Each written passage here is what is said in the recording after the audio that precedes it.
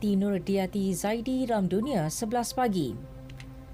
Ferdinand Marcos Jr. meraih kemenangan besar dalam pilihan raya Presiden Filipina. Keputusan awal menunjukkan Marcos, pewaris politik mendiang Ferdinand Marcos yang memerintah Filipina selama lebih 30 tahun memperoleh lebih 29.6 juta undi, manakala pencabar terdekatnya Leni Robredo jauh ketinggalan dengan 14.1 juta undi.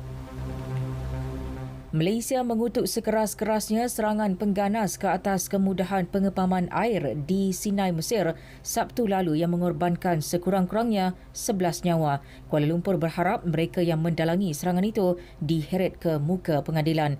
Wisma Putra menerusi satu kenyataan turut merakamkan ucapan takziah serta simpati kepada kerajaan dan rakyat Mesir, khususnya kepada waris mangsa. Malaysia menolak sekeras-kerasnya semua bentuk keganasan yang menjejaskan keamanan dan keselamatan serantau.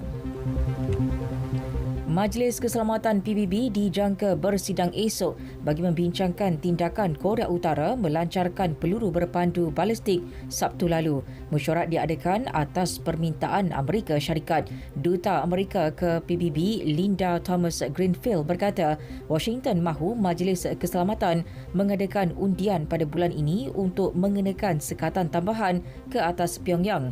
Amerika turut menjangkakan Korea Utara akan menjalankan ujian nuklear awal-awalnya bulan ini. PBB mula mengenakan sekatan ke atas Pyongyang pada 2006. Angka kematian dalam letupan di sebuah hotel 5 bintang di Havana, Cuba meningkat kepada 40 orang. Semalam, 5 lagi mayat ditemukan, 4 daripadanya pekerja hotel. Menurut Kementerian Kesihatan, seramai 54 orang cedera dengan 6 daripadanya kritikal. Misi mencari dan menyelamat diteruskan. Pencarian kini tertumpu di ruang bawah tanah. Ketika kejadian, terdapat 51 pekerja dalam hotel berkenaan. Antara 12 hingga 13 orang dipercayai masih terperangkap. Di Ecuador, sekurang-kurangnya 43 orang maut manakala 13 cedera dalam rusuhan di sebuah penjara. Menurut pejabat pendakwa raya, rusuhan di penjara Bella Vista berlaku susulan pergaduhan antara dua kumpulan. Seramai 108 banduan meloloskan diri, manakala 112 lagi berjaya ditahan semula. Penjara Bella Vista terletak di Bandar Santo Domingo, kira-kira 80 km dari ibu negara Quito. Gempa bumi berukuran 6.3 mengikut skala Richter melanda Laut Bismarck kira-kira 200 km dari pantai Papua New Guinea pagi tadi.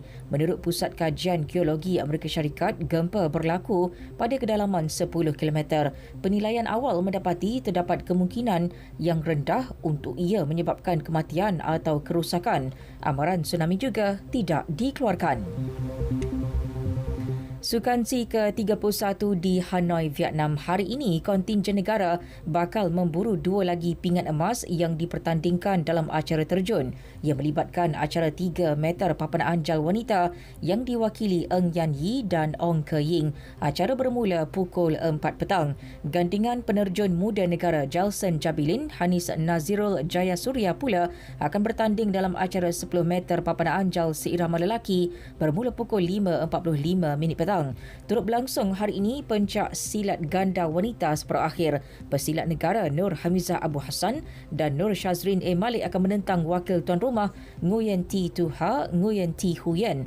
Acara dijadual berlangsung pukul 5 petang. Sementara itu, petinju negara Xiao Wei Sheng akan berdepan Toj Rashan dari Kemboja dalam acara full kontak lelaki kategori 57 kg di peringkat separuh akhir. Akhir sekali kejohanan badminton Piala UBA 2022 di Bangkok, Thailand. Cabaran Malaysia berakhir selepas skuad negara tumpas 1-4 kepada tuan rumah dalam perlawanan kedua kumpulan C. Walaupun membuat beberapa kejutan selepas tewas 2-3 kepada Denmark dalam perlawanan pembukaan, strategi itu tidak cukup untuk Malaysia menghidupkan semula peluang untuk layak ke suku akhir. Malaysia dijadual menentang Mesir dalam perlawanan terakhir kumpulan hari ini.